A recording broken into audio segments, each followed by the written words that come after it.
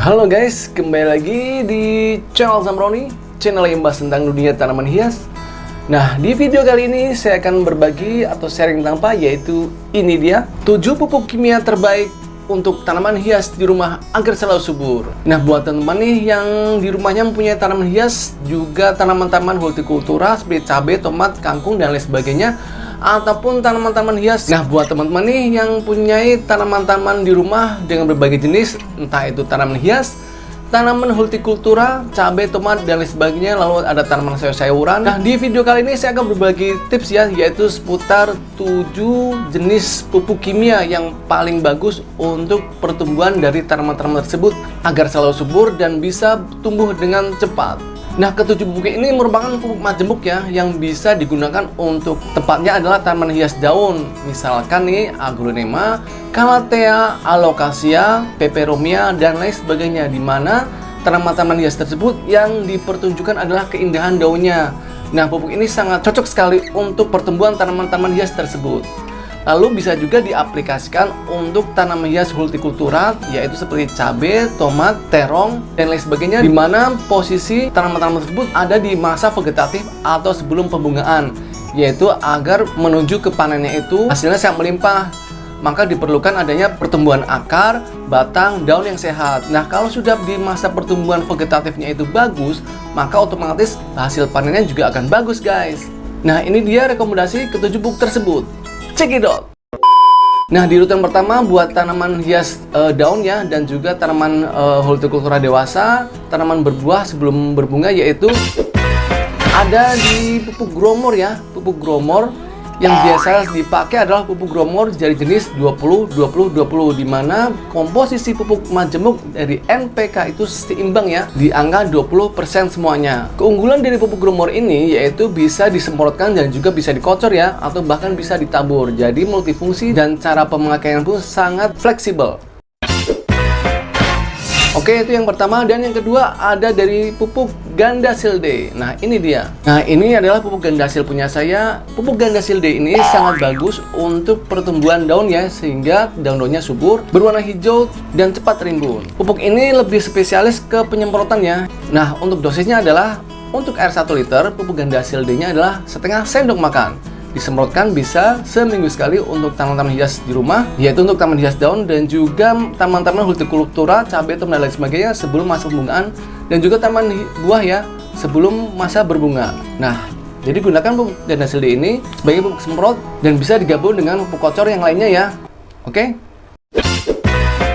Nah, untuk deretan yang ketiga ada dari pupuk ini dia, guys. Nah, ini adalah pupuk Osmocote ataupun pupuk Dekastar ya, sama aja, yaitu pemilihan angkanya bisa dari angka 17, 11, 10 ya, ataupun di angka 14, 14, 14, ataupun 13, 13, 13, tidak masalah ya. Kalau saya untuk tanaman hias daun, saya menggunakan angka 17, 11, 10, yaitu di mana unsur N ya, N-nya itu tinggi di angka 17%. Karena untuk tanaman hias daun itu lebih dominan ke nutrisi nitrogen ya, untuk pertumbuhan dari masa vegetatif. Nah, untuk Dekastar atau Osmocote ini itu merupakan pupuk slow release, guys. Jadi tepatnya buat teman-teman nih yang orang yang super sibuk. Nah, pupuk ini salah satu sebagai opsi solusinya, yaitu dengan dosis berapa? Bisa gunakan 15-10 butir ya, diberikan per pot untuk tanaman hias yang masih usia remaja, dan bisa diberikan per 3 bulan sekali. Nah, lama sekali bukan? Nah, itulah manfaat dari pupuk Dekastar atau Osmocote ini sebagai pupuk slow release. Tapi untuk pupuk Dekastar atau Osmocote ini, sesuai pengalaman saya, jangan berharap ya untuk percepatan tumbuhnya tanaman, karena ini adalah pupuk slow release, maka dibandingkan dengan pupuk-pupuk fast release itu pertumbuhannya kalah cepat ya, karena pupuk ini penyerapan nutrisinya sangatlah lambat.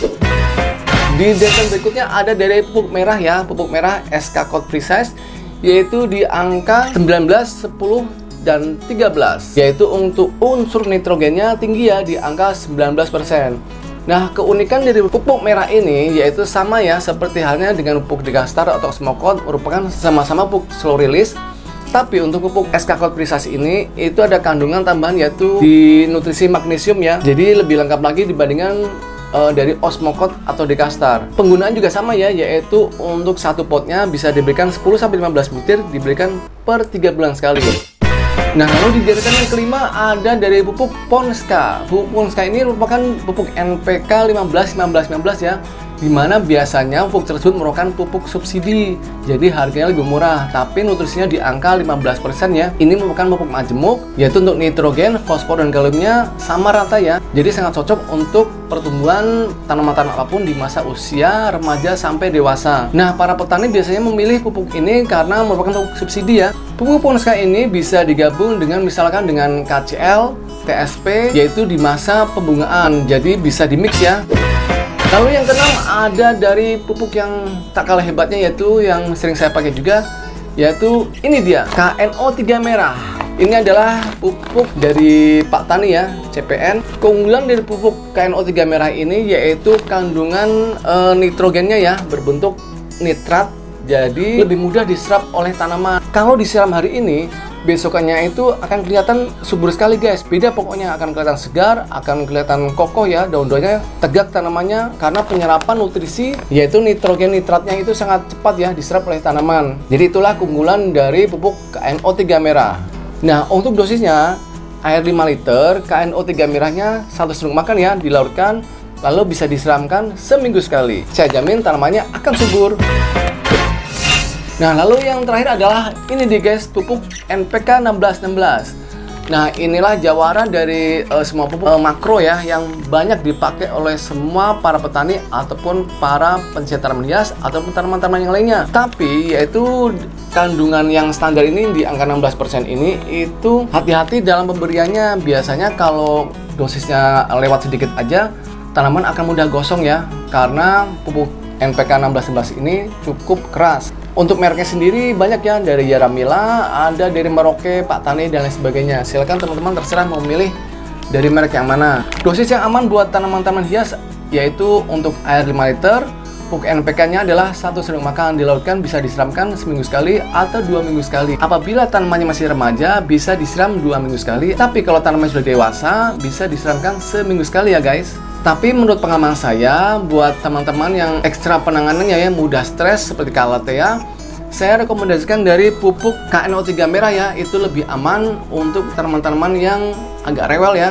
Nah, oke guys, itulah beberapa pupuk rekomendasi dari saya yang bisa dipakai untuk tanaman-tanaman di rumah kalian ya. Semoga bermanfaat untuk video kali ini. Sampai ketemu ya di video berikutnya. Jangan lupa like, share, and comment, subscribe jangan lupa, dan tekan tombol loncengnya. Sampai ketemu ya di video berikutnya. Dadah!